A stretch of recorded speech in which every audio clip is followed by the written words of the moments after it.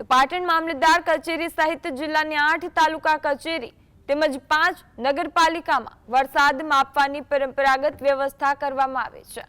ખુલ્લા અને ઊંચા બિલ્ડિંગ પર વરસાદ માપવાની આ જૂની પદ્ધતિને રેન ગેજ કહેવામાં આવે છે, જેમાં પ્લાસ્ટિકનું ચંબુ આકારનું કેન અને તેના પર નાળચું મૂકવામાં આવે છે અને તેને ચારે બાજુથી સુરક્ષિત રાખવામાં આવે છે।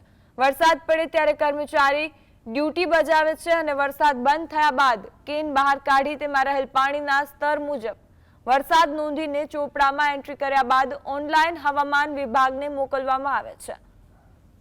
પાટણ જિલ્લાનો મોસમનો કુલ વરસાદ આ પદ્ધતિથી 388 મિલીમીટર નોંધાયો છે।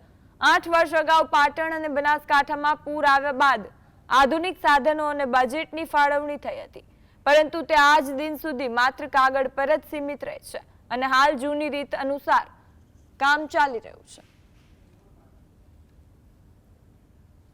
તાલુકામાં મામદાર કચેરી ખાતે રેનગેજ યંત્ર મૂકેલા હોય છે અને મામદાર સાહેબનો જે સ્ટાફ હોય છે એ લોકો દર 2 કલાકે રેનગેજ યંત્રની તપાસણી કરે છે અને દર 2 કલાકે આંકડા અહીંયા આવતા હોય છે અને એ ઓનલાઈન થતા હોય છે। અમારે અને દરેક તાલુકા વાઇઝ આંકડા લેવામાં આવે છે।